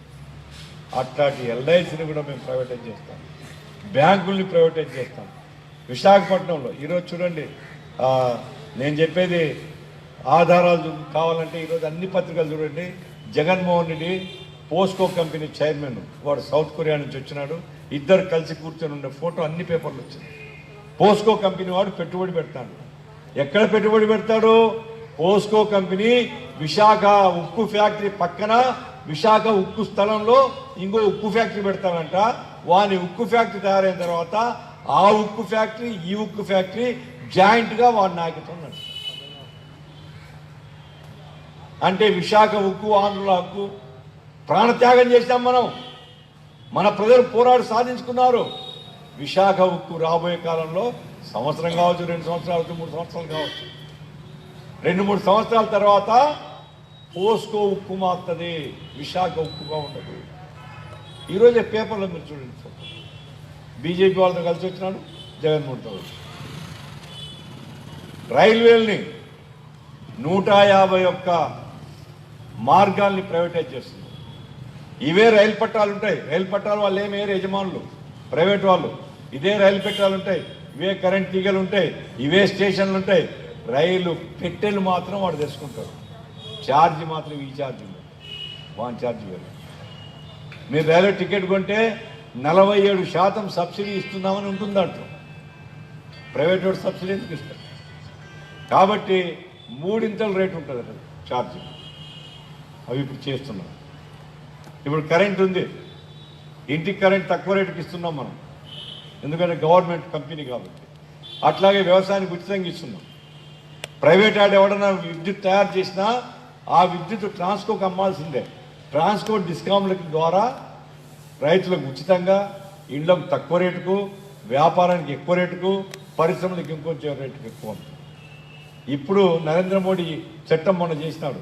ఏమంటున్నాడంటే ప్రైవేట్ వాళ్ళు విద్యుత్ తయారు చేసేవాళ్ళు ఇప్పుడు రాజమండ్రిలో గ్యాస్తో విద్యుత్ తయారు చేస్తారు. అట్లాగే థర్మల్ కేంద్రాలు ఉన్నాయి. కృష్ణపట్నంలో చాలా ప్రైవేట్ వాళ్ళు పెట్టినారు. అట్లాగే గాలి మరలతో గాలి ద్వారా విద్యుత్ తయారు చేస్తున్నారు. సూర్యరశ్మితో రాయలసీమ ఏరియాలో ఎండలు ఎక్కువ ఉంటాయి కాబట్టి అక్కడ సూర్యరశ్మితో ఎండ ద్వారా కరెంట్ తయారు చేస్తున్నారు. కరెంట్ తయారు చేస్తున్నవాడు ఇంతకుముందు వాడు PPA ద్వారా గవర్నమెంట్కి అమ్మాలి. ఇప్పుడేమిటి, నీ ఇష్టం ఎక్కడ నమ్ముకో, ఎవరికైనా నమ్ముకో, ఈ తీగల్నే వాడుకో, ఈ స్తంభాలనే వాడుకో, సబ్స్టేషన్లు వాడుకో, 10 పైసలు 20 పైసలు ఇచ్చేస్తావు, నువ్వు ఎక్కడ నమ్ముకోవచ్చు. రైతులకు అమ్మడోడు, రైతులు కొనరు, రైతులకు ఉచితం కరెంట్ వస్తుంది. ఎవరికి అమ్ముకుంటాడు? పారిశ్రామికవేత్తలకు అమ్ముకుంటాడు, వ్యాపార సంస్థలకు అమ్ముకుంటాడు. అంటే ప్రైవేట్ విద్యుత్ అంతా బాగా డబ్బుండే ఎక్కువ రేటుకి ఇచ్చేటువంటి వాళ్లకు ప్రైవేట్ విద్యుత్ అమ్ముకున్న తర్వాత గవర్నమెంట్ కంపెనీలు మిగిలేదేది? ఇండ్లు, రైతులు. ఏమైతే గవర్నమెంట్ కంపెనీలు దివాలా తీస్తాయి. ఇంకా ఎక్కువ వివరాలు చెప్తే మీకు ఇంకా కన్ఫ్యూజన్ కూడా ఉంటుంది. నా పాయింట్ ఏంటంటే మనిషి బ్రతకడానికి గాలి, నీరుతో సహా ప్రతిదీ పెట్టుబడిదారుల యొక్క సొత్తు. గాలి కావాలంటే వాడు ఇవ్వాలా, నీరు కావాలంటే వాడు ఇవ్వాలా, అన్నం పెట్టాలంటే వాడు పెట్టాలా. ప్రతి దాన్ని వ్యాపారమయం చేసి మొత్తం భారతదేశ ప్రజల యొక్క సంపదను కారు చౌక కొల్లగొట్టడానికి పెట్టుబడిదారులకు భారతీయ జనతా పార్టీ తలుపులు తెరుస్తుంది. కార్మిక వర్గం దాన్ని అంగీకరించడం. దేశ సంపదను ఈ రకంగా దోచిపెట్టడానికి మన బ్యాంకులు ఉన్నాయి. నీరవ్ మోడీ ఏం చేశాడు? బ్యాంకులు దబ్బెత్తుకొని 9,000 కోట్లు. విజయమాల ఏం చేశాడు? వాడు 12-13,000 కోట్లు ఎత్తుకొని పోయాడు. హర్షద్ మెహతా 4,000 కోట్లు ఎత్తుకొని పోయాడు. ఇట్లాంటి దొంగలు ఎత్తుకొని పోతే వాళ్ళకి వ్యతిరేకంగా కేసులు పెట్టి జైల్లో వేయాలని మనం ఆందోళన చేస్తుంటే ఇప్పుడు నరేంద్ర మోడీ ఏమంటున్నా అంటే, అరే నాయన ఎత్తుకొని పోవడం అంటే తాళం చేతులే మీకు ఇస్తాను, వాళ్ళకే ప్రైవేటైజ్ చేసి వాళ్ళకే వాటాలు అమ్మేస్తాం, పో వాళ్ళే ఇష్టం కొల్లగొట్టుకొని. ఈ దేశ సంపద ఎవరినైనా సొమ్ము. మనం అనుకుంటున్నాం మనకేం సంబంధం లేదని. మన కష్టార్జితం భారతదేశంలో పుట్టినటువంటి ప్రతి ఒక్కరు కూడా వాటి యజమాని, వాటిలో ప్రతి ఒక్క పౌరుడికి భాగం ఉంది. అటువంటిది ఈ రోజు కేవలం కొద్ది మంది సంపన్నుల కోసం ఈ దేశ సంపద అంతా కూడా దారదత్తం చేస్తుంటే కార్మిక వర్గంగా చూస్తూ ఊరుకోము, ప్రతిఘటిస్తాము, ప్రభుత్వ రంగాన్ని కాపాడుకుంటాము. దానికోసం సమ్మెదారులు, కార్మిక చట్టాలు, ట్రేడ్ యూనియన్స్ యాక్ట్ 1926లో వచ్చింది. 1926లో ఎవరున్నారు? బ్రిటిష్ వాళ్ళు ఉన్నారు భారతదేశంలో. బ్రిటిష్ వాడిని మెడల్ వచ్చి ఆ రోజుల్లో చట్టం సాధించాం. పారిశ్రామిక వివాదాల చట్టం సాధించాం. Payment of wage act British వాటితోనే సాధించాం. కాంగ్రెస్ గవర్నమెంట్ వచ్చిన తర్వాత దేశవ్యాప్తంగా కార్మిక వర్గం అనేక ఉద్యమాల ద్వారా provident fund, bonus, ESI, welfare cess లేదా కాంట్రాక్ట్ రెగ్యులేషన్ యాక్ట్ ఇట్లాంటి అనేక కార్మిక చట్టాలు సాధించుకుంటే ఈరోజు నరేంద్ర మోడీ ఒక్క కలం పోటుతో మొత్తం ఈ చట్టాలను రద్దయిపోతాయంటే అంగీకరించాలా? మీరు టీవీలో చూసినారో లేదో నాకు తెలియదు, సోషల్ మీడియాలో కూడా వచ్చింది. ఇండోనేషియాలో కార్మిక చట్టాలు మారిస్తే ఇండోనేషియాలో లక్షల మంది కార్మికులు కర్రలు తీసుకొని రోడ్ల మీదకి వచ్చారు. గవర్నమెంట్ వ్యతిరేకంగా బ్యాటిల్ జరిగింది. వాళ్ళు భాషరాజు గోళాలు విసిరితే పోలీసు వాళ్ళు వీళ్ళు రాళ్ళు విసిరితే అనేక మంది పోలీసులకు వ్యతిరేకంగా రంగంలోకి వచ్చి యుద్ధం చేసి మా హక్కుల్ని కనుక హరిస్తే ఖబర్దారని చెప్పారు. కాబట్టి భారతదేశం కార్మిక మా చట్టాల్లో మార్పు చేసి మమ్మల్ని బానిసలుగా మార్చడానికి ఎవరు నీకు అధికారం ఇచ్చారు? మేము అంగీకరించండి. మా హక్కులు మాకు కావాలి, మా చట్టాలు మాకు కావాలి అనేటువంటి ఈ డిమాండ్ కూడా తోడు చేసి రేపు నవంబర్ 26వ తేదీ ప్రైవేటీకరణకు వ్యతిరేకంగా కార్మిక చట్టాల రక్షణ కోసం మనం ఆందోళన చేస్తున్నాం, సమ్మె చేస్తున్నాం. మొత్తం దేశవ్యాప్తంగా కార్మిక వర్గాన్ని చైతన్యపరుస్తున్నాం. 26వ తేదీ లక్షల మంది రోడ్ల మీదకి వచ్చేటట్లుగా అన్ని కార్మిక సంఘాలు కృషి చేయాలని అనుకుంటున్నాము. అందుకోసమే ఇట్లా సదస్సులు పెట్టి అన్ని చోట్ల జనం దగ్గరికి పోతున్నాం. కాబట్టి నేను విజ్ఞప్తి చేసేది, బందర్లో ఉండేటువంటి కార్మిక సంఘాలన్నీ పట్టుదలతో ఈ నెల రోజులు కృషి చేయండి. అన్ని కార్మిక సంఘాలు బాగా క్యాంపెయిన్ చేయండి, కరపత్రాలను విస్తారంగా పంచండి, కార్మిక వర్గాన్ని చైతన్యపరచండి. సమ్మె చాలా గొప్పగా బందర్లో చేయండి, అన్ని మండలాల్లో చేయండి. నరేంద్ర మోడీకి, ఇక్కడ జగన్మోహన్ రెడ్డికి, చంద్రబాబు నాయుడికి వాళ్ళకి అర్థం కావాలా, ప్రజలంటే ఓట్లేసే మిషన్లు కాదు. ఓట్లప్పుడే గుర్తుకొస్తాం మనం కాదు. ప్రజలు గమనిస్తున్నారు, ప్రజలు తిరగబడతారు, ప్రజలకు అన్యాయం చేస్తే చూస్తూ ఊరుకోరు అనేటువంటిది అర్థం కావాలి వాళ్ళకు. కాబట్టే ఇక్కడుండే 2 పెద్ద పార్టీలకు, అక్కడ భారతీయ జనతా పార్టీ, ఈ 2 పెద్ద పార్టీలు ఎందుకంటున్నా అంటే కార్మిక చట్టాల సవరణ కోసం బిల్లు పెడితే జై నరేంద్ర మోడీ అన్నోళ్ళు ఇద్దరు. వీళ్ళు కనుక అడ్డుకుంటే ఆగేటిపోయి. రాజ్యసభలో మెజార్టీ లేదు బీజేపీ. వైఎస్ఆర్ కాంగ్రెస్ సపోర్ట్ చేయకపోతే రాజ్యసభలో నెగ్గదు. రైతులకు సంబంధించి చట్టాలు చేసినారు, రైతులకు కడుపు కొట్టినారు. ఆ రైతుల చట్టాలు కూడా జగన్మోహన్ రెడ్డి జిందాబాద్ అన్నారు. కాబట్టే భారతీయ జనతా పార్టీకి భజన చేస్తే జనంలో పంచనైపోతాం, జనం చీకొడతారు అనేటువంటిది ఈ 2 పార్టీలకు అర్థం కావాలా. నవంబర్ 26వ తేదీ సమ్మెను చాలా గొప్పగా విజయవంతం చేయాలని మిమ్మల్ని కోరుతూ నాకు ఇచ్చినటువంటి అవకాశానికి ధన్యవాదాలు తెలుసు ముగిస్తూ.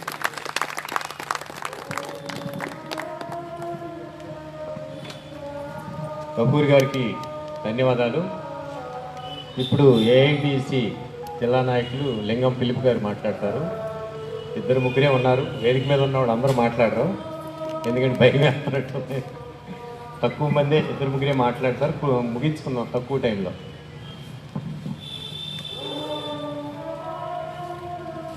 కామ్రేడ్స్, ఈరోజు కేంద్ర ప్రభుత్వ కార్మిక ఉద్యోగ ప్రజా రైతాంగ వ్యతిరేక విధానాలను నిరసిస్తూ నవంబర్ 26వ తారీఖున దేశవ్యాపిత సార్వత్రిక సమ్మె చేయమని మన 10 కేంద్ర కార్మిక సంఘాలు ఇచ్చిన పిలుపులకు భాగంగా 26వ తారీఖు సార్వత్రిక సమ్మె జయప్రదం చేయటం కోసం ఏర్పాటు చేసినటువంటి కార్మిక సంఘాలు సిఐటియు, ఏఐటిసి, ఏఐఎఫ్టియు, న్యూ వివిధ సంఘ నాయకులకు, ఇక్కడ ఇచ్చేసినటువంటి కార్యకర్తలకు, కార్మిక సోదరీమణులకు, ముఖ్య అతిథిగా ఇచ్చేసినటువంటి మన మాజీ శాసనసభ్యులు, సిఐటియు రాష్ట్ర ప్రధాన కార్యదర్శి కపూర్ గారు, అలాగే ఎల్ఐసి నాయకులు కిషోర్ గారు, సిఐటియు జిల్లా అధ్యక్షులు చౌటుపల్లి రవి గారు, ఏఐఎఫ్టియు నాయకులు సుధాకర్ గారు, బెల్ ఎంప్లాయీస్ యూనియన్ నాయకులు ఎం రవికుమార్ గారు, అలాగే సిఐటియు నాయకులు జిల్లా నాయకులు నరసింహారావు గారు, అందరూ కూడా ముందుగా నా నమస్కారాలు తెలియజేస్తా ఉన్నాను. కేంద్ర ప్రభుత్వం ఇప్పటికే మనకున్నటువంటి కార్మికులకు ఉన్న 44 కార్మిక చట్టాలను 4 లేబర్ కోడ్లుగా మరి మార్చేసినటువంటి సంగతి మనకు తెలుసు. ఈ కేంద్ర ప్రభుత్వం ముఖ్యంగా ప్రభుత్వ రంగ సంస్థల్ని ప్రైవేటు వాళ్ళకి అప్పచెప్పడమే ముఖ్య ధ్యేయంగా పెట్టుకున్న సంగతి కూడా మనందరికీ తెలుసు. ఈ రైల్వేని కూడా ప్రైవేటీకరిస్తూ ఉన్నారు. అలాగే విమానయానం, ఇప్పటికే బిఎస్ఎన్ఎల్ మనకు తెలుసు, అందరితో ముక్కుముడిగా మరి విఆర్ఎస్లు కూడా పెట్టించడం, ఎల్ఐసి మరి ఎంతో ప్రముఖ పాత్ర పోషిస్తూ ఉంది. ఆర్థికంగా మన దేశానికే పెట్టుబడి పెట్టేటటువంటి ఎల్ఐసిని కూడా మరి ప్రైవేటీకరణ చేయడానికి పూనుకుంది ఈ ప్రభుత్వం. అలాగే మనం అనేక పోరాటాలు చేశాం, అన్ని కార్మిక సంఘాలు కలిసి. మరి ఇది 18వ సార్వత్రిక సమ్మె రేపు నవంబర్ 26న జరగబోయేది. మహాపడావులు అనేక చేసినా కూడా ఈ ప్రభుత్వానికి సీమ పుట్టినట్లేదు. కార్మికులన్నా, ఉద్యోగులన్నా, ప్రజలన్నా కూడా ఎలాంటి దయాదాక్షిణ్యం లేకుండా అందుకు ఈ బీజేపీ ప్రభుత్వం రెండోసారి అధికారంలోకి వచ్చినాక తన ఇష్టానుసారంగా చేస్తూ ఉంది. కపూర్ గారు చెప్పారు, ఆత్మ అభియాన్ భారత్ అని చెప్పేసి 20 లక్షల కోట్లు ప్రభుత్వం ప్రకటించింది. మన కార్మికులకు కానీ పేదవాడికి కానీ 1 రూపాయి అందిన పాపాన లేదు. మరి బడా బడా పెట్టుబడిదారులు ఈ కార్పొరేట్ సంస్థలకే అవి దక్కినాయే కానీ సామాన్య మానవుడికి ఎవరికి కూడా పేదవాడికి రూపాయి దక్కినటువంటి దాఖలాలు ఎక్కడా కూడా లేవు. మనం చూస్తూ ఉన్నాం, అనేక పోరాటాలు చేస్తూ ఉన్నాం. ఈ అసంఘటిత కార్మికుల్ని, కాంట్రాక్ట్ కార్మికులను కూడా పర్మనెంట్ చేయండి, వాళ్ళకి ఉద్యోగ భద్రత కల్పించండి, మరి వాళ్ళకి కనీస వేతనాలు ఇవ్వండి అని మనం మొర్ర పెట్టుకుని ఎన్ని వివిధ రూపాల్లో మనం నిరసన తెలియపరుస్తూ ఉన్న నాయకులను ముందుగా అరెస్ట్ చేయటం, కార్మికులను అరెస్ట్ చేయటం, భయభ్రాంతులకు గురి చేయటం ఇవి చేస్తున్నారు. కానీ ఎక్కడా కూడా ఉద్యోగ భద్రత కల్పించినటువంటి దాఖలాలు లేవు. మున్సిపల్ కార్మికులు దీనిలోకి వస్తే మరి ఇప్పుడున్నటువంటి ముఖ్యమంత్రి జగన్మోహన్ రెడ్డి గారు గుంటూరులో పాదయాత్రలో మున్సిపల్ కార్మికులందరూ కూడా ఆయన కలిసి వాళ్ళ యొక్క గోడు విన్నవించుకుంటే, మీకు ఏమి ఇచ్చినా ఎంత చేసినా కూడా రుణం తీరదు, మీకు ఎంత చేయాలో చెప్పండి అంటే అక్కడ కార్మిక సోదరులు 18,000 కనీస వేతనం అడుగుతున్నారయ్యా మా నాయకులు అంటే 18,000 చేస్తా అన్నారు. కానీ 18,000 జీతం రూపంలో ఈ రోజు కూడా ఇవ్వటం లేదని 12,000 రూపాయలు జీతంగాను 6,000 రూపాయలు మెడికల్ అలవెన్స్గా ఇస్తూ ఉన్నారు. అలాగే హాస్పిటల్లో గత 15 సంవత్సరాలుగా పనిచేస్తూ ఉన్నారు శానిటరీ మరి కార్మికులు కాంట్రాక్ట్ చేతిలో. మరి వాళ్ళకి ఈ రోజుకి 6,400 రూపాయలండి వాళ్ళకి ఇచ్చేది. ఏలూరులో పాదయాత్రలో జగన్మోహన్ రెడ్డి గారిని కలిసి స్వయంగా చెప్పుకుంటే మీకెందుకు 16,000 రూపాయలు ఇస్తాను 2020 జనవరి నుంచి అని చెప్పేసి అన్నారు. వాళ్ళ యొక్క ఎజెంట్ బుక్లో కూడా లిఖించుకుని ప్రచారం చేసుకున్నారే కానీ ఈ రోజు వరకు కూడా వాళ్ళకి 16,000 రూపాయలు జీతం ఇచ్చిన దాఖలాలు లేవు. 6,400 రూపాయలు ఇస్తా ఉన్నారు. అది కూడా 3 నెలల జీతాలు పెండింగ్ అయితే 7 దగ్గర ధర్నా కార్యక్రమాలు అవి చేస్తే మరి ఒక 2 నెలల జీతాలు ఇస్తారు. అలాగే మున్సిపాలిటీ వాళ్ళకి మరి కార్మిక సోదరులకి పర్మనెంట్ వాళ్ళకి ఈపీఎఫ్ ఖాతాలు మరి తెరమని చెప్పినా కూడా ఇంతవరకు అది లేదు, ఉద్యోగ భద్రత కల్పించలేదు. ఇప్పుడు అంగన్వాడీ వాళ్ళకి 10,000 రూపాయలు ఇచ్చామన్నారు కానీ ఇప్పుడు ఈ ప్రభుత్వం మరి 10,000 రూపాయలు చేసినది ఏమి కాదు. ఇంతకుముందు ప్రభుత్వం 8,500 కనీసం వీళ్ళు పెంచింది ఒక 1,000-1,500 తప్పితే 10,000 మేము పెంచామని చెప్పుకున్నారా కానీ ఈ ప్రభుత్వం 10,000 చేసినటువంటి ఇది 1,000 రూపాయలే పెంచారు. వీళ్ళు 1,000 రూపాయలు మరి 10,000 అని చెప్పుకుంటున్నారు. మరి కాబట్టి ఈ యొక్క స్కీమ్లో పనిచేస్తున్నటువంటి వాళ్ళందరినీ కూడా పర్మనెంట్ చేయాలని, అలాగే అర్హత కలిగిన వాళ్ళందరినీ కూడా పర్మనెంట్ చేస్తాం ఈ కాంట్రాక్టులు చేసే వాళ్ళని ప్రభుత్వం చెప్పింది. కానీ ఎక్కడ ఏదో కమిటీలని వేస్తున్నారు, కాలవ్యాపనం చేస్తున్నారు. ఆ కమిటీలు నివేదిక సమర్పించాలి. ఎప్పటికీ మరి ఈ కమిటీలు ఈ నిర్ణయం చేసి వాళ్ళని పర్మనెంట్ చేస్తారనేది కూడా ఇంతవరకు మన ఏ కోశాన్ని కూడా కనిపించట్లేదు. మరి ఈ ప్రభుత్వ విధానాలని ఈ మధ్యనే చూసాం. కపూర్ గారు కూడా చెప్పారు, మరి ఢిల్లీలో ఈ యొక్క వ్యవసాయానికి సంబంధించినటువంటి అప్రజాస్వామికంగా ఆ యొక్క 3 బిల్లులు రైతాంగానికి సంబంధించినటువంటి బిల్లులు ఎక్కడైనా దేశంలో ఏ మూలకైనా వెళ్ళి ధాన్యాన్ని అమ్ముకోవచ్చని మరి వ్యాపార పరంగా అది అందరికీ అనుకూలంగా ఉండదని ఏదో ప్రవేశపెట్టేశారు అప్రజాస్వామికంగా. దాని మీద మనం కూడా ఇక్కడ వామపక్షాలుగా అనేక మరి నిరసన కార్యక్రమాలు చేశాం. పంజాబ్, హర్యానా రాష్ట్రాల్లో రైలు బండ్లను కూడా నిలిపేసి మరి ఎన్నో ఆందోళన కార్యక్రమాలు చేశారు. అయినా కూడా ఈ ప్రభుత్వాలకి చీమ పుట్టినట్టుగా కూడా లేదు. ఈ కార్మికులంటే ఏమిటో అనుకుంటున్నారు.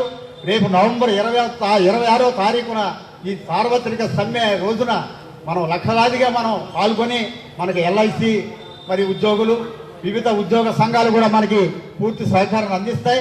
మన యొక్క బలాన్ని ఈ కేంద్ర ప్రభుత్వానికి చూపించాలా. ఈ యొక్క కేంద్ర ప్రభుత్వం మరి మన దేశానికే ఆర్థిక అభివృద్ధి మరి సమకూర్చేటటువంటిది కార్మికులు. ఇప్పుడు మన కపూర్ గారు చెప్పారు, భూగర్భంలో ఉన్నటువంటి సంస్థలను కూడా ప్రైవేటు వాళ్ళకి అప్పచెప్పుతూ ఉన్నారని చెప్పేసి. మరి మరి మనకి ఈ యొక్క మోడీ గారు ఆయన యొక్క మొండి వైఖరి మరి ఎవరిని కూడా లెక్క చేయకుండా మరి ఏ యొక్క రాజకీయ పార్టీలతో కూడా సంప్రదించకుండా ఇష్టం వచ్చినట్టుగా చేస్తా ఉన్నాడు ఆయన. మనకి సంవత్సరానికి 2 కోట్ల ఉద్యోగాలు ఇస్తామన్నారు. ఈ నల్ల డబ్బులు నిర్మూలన చేస్తా ఎవరి దగ్గర కూడా రూపాయి నల్లధనాన్ని తీసుకొచ్చిన పాపం లేదు. కపూర్ గారు చెప్పినట్టుగా పెద్ద నోట్లు రద్దు చేశారు. పెద్ద నోట్లు రద్దు చేయటం వల్ల మరి 2000 రూపాయల నోట్లు సరాసరి ఈ బడా పెట్టుబడిదారు ఈ గుమ్మాల్లోకి వెళ్ళిపోయిన వాళ్ళ ఇళ్లలోకి వెళ్ళిపోయినాయి. అంతేగాని మరి ఈ యొక్క కరెన్సీ రద్దు చేయటం వలన ఏటీఎంలో క్యూలో నిలబెట్టాడు. అది ఒక డ్రామా. ప్రధానమంత్రి గారి తల్లి ఏటీఎంలో డబ్బులు డ్రా చేయడానికి డ్రామా చూపించారు మనకి. అక్కడ ఎవరండి లైన్లో నిలబడి సామాన్య మధ్యతరగతి పేదవాళ్లే అనేక మంది చనిపోయారు. అటు చూస్తే మరి కార్మికులకు రక్షణ కల్పించే విధంలో ఏ విధంగా కూడా లేదు. మొన్ననే చూసాం మనం మరి ఈ యొక్క వలస కార్మికులు వాళ్ళ యొక్క మరి గమ్యస్థానాలకి చేరడానికి దారిలోనే దాహంతోనూ ఆకలితోనూ చనిపోయినటువంటి అనేక మంది కార్మికులను మనం చూసాం. ఏవి కూడా ఈ కేంద్ర ప్రభుత్వానికి పట్టనట్టుగానే వ్యవహరిస్తూ ఉంది. మనం చిన్న లోన్ పెట్టామంటే మరి దానికి షూరిటీలు ఆస్తి అన్ని కూడా చూపించమంటారు. మరి జప్తు చేసేస్తారు వెంటనే. అనేక మంది నీళ్ళ మోడీ వీళ్ళంతా ఉన్నారు. 1000 కోట్లు మన ప్రభుత్వం బ్యాంకుల్లో నుండి తీసుకుని రుణాలు తీసుకుని ఎగ్గొట్టేసి విదేశాల్లో ఉంటే మరి వాళ్ళని కాపాడుతూ ఉంది ఈ కేంద్ర ప్రభుత్వం. అవన్నీ కూడా ఈ మధ్యకాలంలో 1000 కోట్లు రద్దు చేసినటువంటి పరిస్థితి మనం చూస్తూ ఉన్నాం. మరి అది సామాన్య మానవుడికి అటు వచ్చేసరికి మరి ఎంత మరి చిన్న చూపు చూస్తూ ఉందో ఈ కేంద్ర ప్రభుత్వం. మరి దళితులపై దాడులు జరిగితే నన్ను ఉరి తీసినట్టే అని చెప్పేసి నరేంద్ర మోడీ గారు చెప్పారు. ఎక్కడా కూడా దేశంలో కాదు మన రాష్ట్రంలో మన మచిలీపట్నంలోనే చూసాం దళితులపై దాడులు, అలాగే స్త్రీలపై దాడులు, మరి మరి మైనార్టీలపై దాడులు, బీసీలపై గిరిజనులపై దాడులు ఎక్కడా కూడా అరికట్టినటువంటి మరి దాఖలాలు లేవు. ప్రభుత్వాలు మారుతనే కానీ ఈ మాటలు పైకి చెప్తున్నారే కానీ వాటిని మరి ప్రతిష్టమైన చట్టాలు చేసి మరి కఠిన చర్యలు తీసుకుని అవి జరగకుండా చూడాల్సింది పోయి ఎక్కడా కూడా ఆపలేని పరిస్థితి మనం చూస్తూ ఉన్నాం. ఈ యొక్క కేంద్ర ప్రభుత్వానికి రాష్ట్ర ప్రభుత్వానికి మనందరం ఐక్యంగా ఉండి గుణపాఠం చెప్పకపోతే మన యొక్క కార్మిక శక్తిని చూపించకపోతే వీళ్ళ ఆగడాలు అంత ఇంత కాదు, మానవాళికి మనుగడకే ముప్పు తెచ్చే విధంగా ఉన్న ఈ యొక్క చేష్టలు అని చెప్పేసి తెలియజేస్తూ మరి ఈ యొక్క 26వ తారీఖు జరగబోయే సార్వత్రిక సమ్మెలో భాగంగా ఇక్కడ మరి సన్నాహక సమావేశాలు జరిపాం. రౌండ్ టేబుల్ సమావేశాలు రాష్ట్ర వ్యాప్తంగా, జిల్లా వ్యాప్తంగా, పట్టణాలు, మండలాల వ్యాప్తంగా కూడా సమావేశాలు సదస్సులు నిర్వహించారు. మరి అది రేపు నవంబర్ 26వ తారీఖున జరగబోయేటటువంటి సార్వత్రిక సమ్మెను జయప్రదం చేయడానికి ప్రతి ఒక్కరు కూడా కృషి చేయాలా. ఆ రోజు బస్టాండ్ సెంటర్ నుంచి మనకి ర్యాలీ కూడా ఉంటుంది కోనేరు సెంటర్ వరకు ఉదయం 11 గంటలకి. వీటిని దృష్టిలో పెట్టుకుని వివిధ సంఘాలు, నాయకులు, కార్యకర్తలు అందరూ కూడా రేపు జరగబోయే ఈ యొక్క మరి సార్వత్రిక సమ్మెను జయప్రదం చేయడానికి నడుం బిగించాలని చెప్పి ప్రతి ఒక్కరు కృషి చేయాలని చెప్పేసి ఈ యొక్క సదస్సు రూపాన్ని మీ అందరూ కూడా తెలియపరుస్తూ ఈ యొక్క అవకాశాన్ని నాకు కల్పించిన మీకు అందరూ కూడా నా ధన్యవాదాలు తెలియపరుచుకుంటూ సెలవు తీసుకుంటాను. పిలుపు గారికి ధన్యవాదాలు. ఇప్పుడు మత్సు సుధాకరరావు గారు ఏఎఫ్టియు న్యూ రాష్ట్ర కార్యవర్గ సభ్యులు ఆయన మాట్లాడతారు.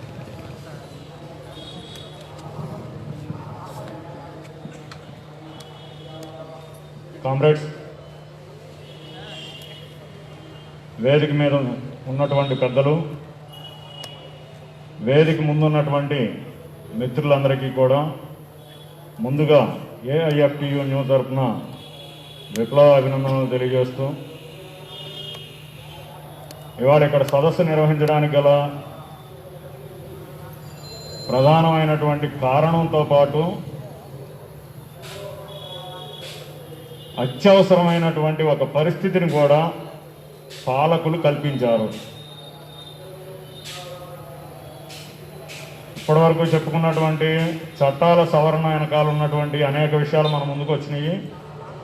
ఇందులో ఇంకా అత్యంత కీలకమైనటువంటిది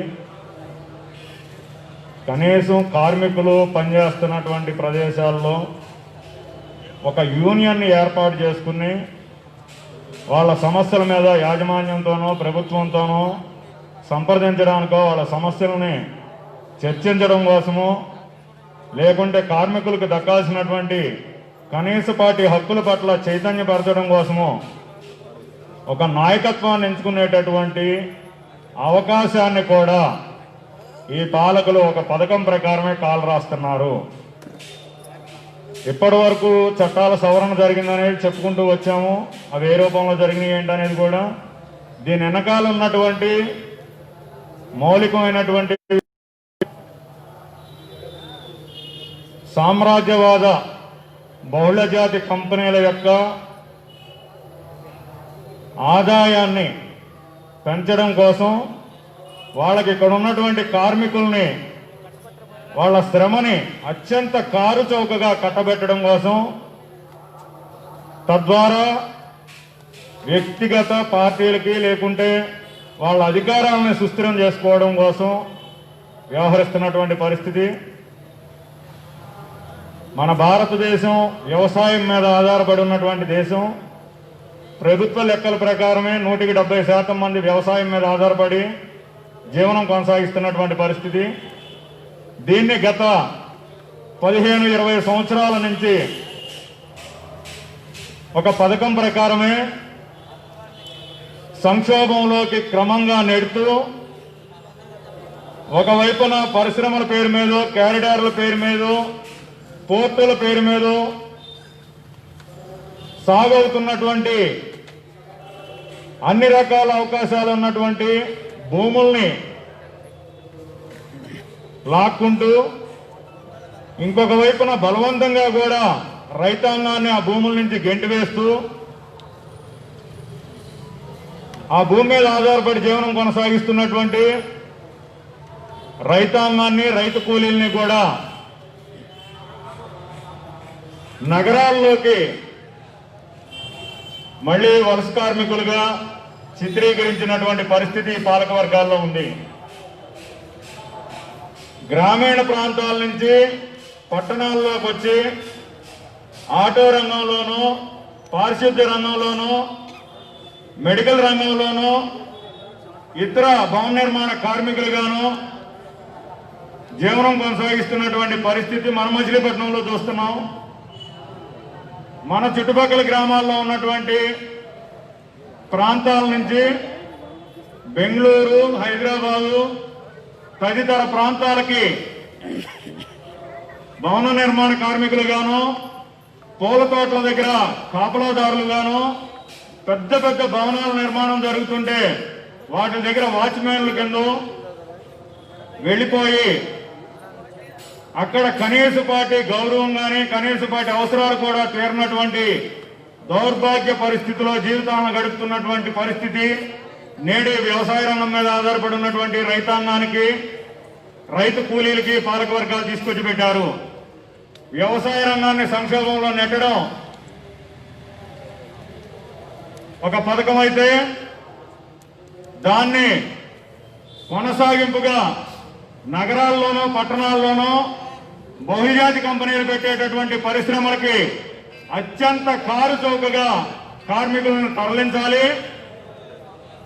దీన్ని ఎవరు కూడా ప్రశ్నించుకోకుండా ఉండడానికి ఏ రంగంలో పనిచేసేటటువంటి కార్మికులైనా సరే కనీసపాటి హక్కుల్ని కానీ, కనీసపాటి భద్రతను కానీ, కనీస వేతనాలను కూడా ప్రశ్నించకుండా ఉండడం కోసమే 44 చట్టాలుగా ఉన్నటువంటి వాటిని పూర్తిగా సవరణ చేసి 4 లేబర్ కోడ్లుగా మార్చడమే కాకుండా అందులో ఉన్నటువంటి అరాకొర కార్మికులకు మేలు చేసేటటువంటిగా ఉన్నటువంటి వాటిని కూడా కేంద్ర ప్రభుత్వం పరిధిలోనే పెట్టుకున్నాయి. ఇవాళ కాంట్రాక్ట్ బేస్ మీద పనిచేస్తున్నటువంటి మనం అందరం కూడా ఇక్కడ ఉన్నటువంటి కార్మికులు ఎవరైనా సరే గతంలో ఉద్యోగం నుంచి తీయాలంటే వాళ్ళకు కారణం చెప్పాల్సినటువంటి పరిస్థితి ఉండేది. నేడు చట్టాల సవరణ ఫలితంగా ఏ కారణమో లేకోకుండా వీళ్ళ వల్ల వీళ్ళకి జీతాలు ఇవ్వడానికి వీలుగా మా పరిశ్రమ లేదని చెప్పి ఒక సాకు చూపించి నిర్దాక్షిణ్యంగా వాళ్ళకి ఎటువంటి రాయితీలు కూడా వాళ్ళకి ఇవ్వాల్సినటువంటి ఎటువంటి ప్రయోజనాలు కూడా ఇవ్వకోకుండా నిర్దాక్షిణ్యంగా రోడ్డు మీద గెంటేయడానికి వీలుగా ఇవాళ చట్టాలను మార్చడం, వీటిని అడ్డం పెట్టుకుని విదేశీయుల దగ్గరికి పోయి, బహుజాతి కంపెనీల దగ్గరికి పోయి, అయ్యా మా భారతదేశంలో ఉన్నటువంటి చట్టాల మొత్తాన్ని కూడా మీ కోరికల మేరకు, బహుజాతి కంపెనీల యాజమాన్యాల కోరికల మేరకు సవరణ చేసేసాము. కాబట్టి మీరు వచ్చి భారతదేశంలో ఉన్నటువంటి ప్రకృతి సంపదను మాత్రమే కాదు, శ్రామిక వర్గం యొక్క శ్రమ సంపదను కూడా అత్యంత కారుచౌకగా కొల్లగొట్టుకుపోవచ్చు అని చెప్పి హామీలు గుప్పిస్తూ వాటి ముసుగులో ఇక్కడ ఉన్నటువంటి పాలకులు వాళ్ళ పరిపాలన కొనసాగిస్తున్నారు. ఇది ఆశ్చర్యకరమైనటువంటి విషయం అయితే కాదు. పాలకుల యొక్క వర్గ స్వభావం ఇది. కార్మిక వర్గంగా మనందరం కూడా అర్థం చేసుకోవాల్సినటువంటి విషయం. ఇందులో పాలక వర్గాల యొక్క వర్గ స్వభావంలో ఎవరు భిన్నం కాదు.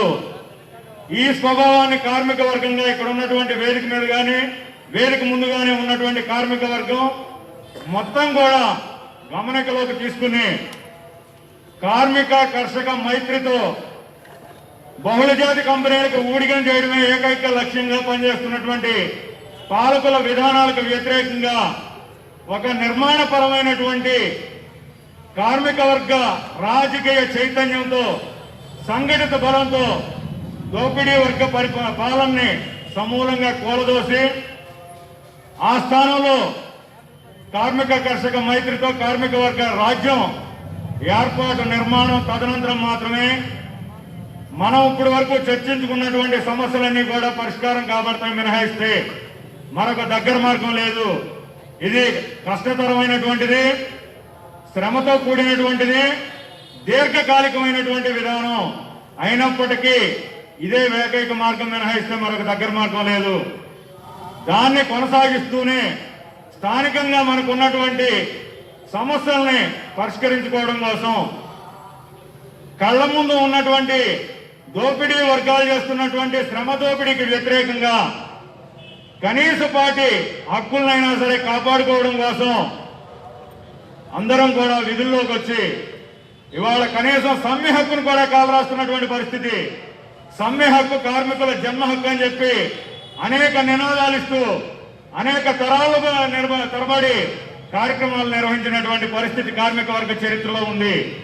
ఇవాళ దాన్ని కూడా కాలరాస్తూ కనీసం సమ్మె చేసుకోవడానికి కూడా సమ్మె హక్కును కూడా కాలరాస్తూ ప్రభుత్వాలే దీనికి అంగీకార పత్రాలు ఇవ్వాలి మినహాయిస్తే కార్మిక నాయకత్వం నిర్ణయించుకుని సమ్మెకి రావడానికి అవకాశం లేదు అని చెప్పి చట్టాలను మారుస్తున్నటువంటి పరిస్థితి. వీటిలన్నిటికి వ్యతిరేకంగా కార్మిక వర్గం అంతా కూడా ఏకతాటి మీదకి వచ్చి ముక్త కంఠంతో శ్రమ దోపిడీకి వ్యతిరేకంగా అది ఏ వర్గ ప్రజలైనా సరే కావచ్చు, ఏ రంగంలో పనిచేస్తున్నటువంటి కార్మికులైనా కావచ్చు. ఇప్పటిదాకా మనం చెప్పుకున్నాం, ప్రభుత్వ సంస్థలన్నీ కూడా ప్రైవేటీకరించబడడం, దానిలో వస్తున్నటువంటి ఇవన్నీ కూడా ఏర్పాట్లన్నీ కూడా శ్రామిక వర్గ ప్రజలతో మన సంపత్తితో నిర్మాణం చేసి బహుళజాతి కంపెనీలకు కట్టుబెట్టడం, ఇవన్నిటికి వ్యతిరేకంగా ఏ వర్గంలో ఉన్నటువంటి కార్మికులైనా సరే, ఏ రంగంలో ఉన్నటువంటి కార్మికులైనా సరే నవంబర్ 26వ తారీఖున ఇచ్చినటువంటి దేశవ్యాప్త సమ్మె పిలుపును అందిపుచ్చుకుని అన్ని ప్రాంతాల్లో జరిగేటటువంటి కార్యకలాపాలకి విప్లవాత్మకమైనటువంటి కార్మిక వర్గ దృక్పథంతో కార్యక్రమాల్లోకి రావాలని చెప్పి ఈ వేదిక నుంచి కార్యక్రమానికి పిలుపునిస్తూ నాకు అవకాశం ఇచ్చినటువంటి మీ అందరికీ విప్లవ ధన్యవాదాలు తెలియజేస్తూ ముగిస్తున్నాను. సుధాకర్ గారికి ధన్యవాదాలు. ఈ యొక్క సదస్సును ఉద్దేశించి మన ఎల్ఐసి యూనియన్ నాయకులు జి కిషోర్ గారిని మాట్లాడవలసిందిగా కోరుతున్నాను.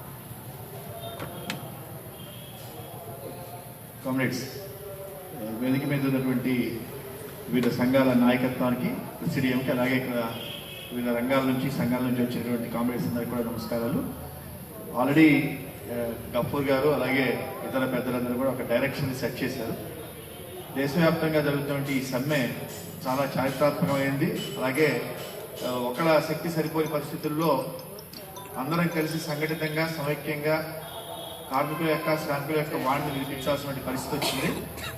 ఈ గవర్నమెంట్ చాలా తీవ్రంగా కార్మికులకు ఉన్నటువంటి హక్కులన్నిటినీ హరించేటువంటి ఈ నేపథ్యంలో ఐక్య పోరాటం తప్ప ప్రత్యామ్నాయం లేదు. అందుకనే జాతీయ కార్మిక సంఘాలు వాటితో పాటుగా ఇండిపెండెంట్గా ఉన్నటువంటి అనేక ఆర్గనైజేషన్స్ అన్ని కలిసి మరోసారి జాతీయ సమ్మెకి పిలుపునివ్వడం జరిగింది. నవంబర్ 26వ తారీఖు జరిగే జాతీయ సమ్మెలో కేంద్ర కార్మిక సంఘాలతో పాటు అనేక ఉద్యోగ సంఘాలు, అంటే బ్యాంకు ఉద్యోగ సంఘాలు, ఇన్సూరెన్స్, ఎల్ఐసి, టెలికాం, అలాగే డిఫెన్స్, పోల్స్, మైన్స్, మున్సిపల్ అన్ని ఉద్యోగ సంఘాలు కూడా పాల్గొంటున్నాయి.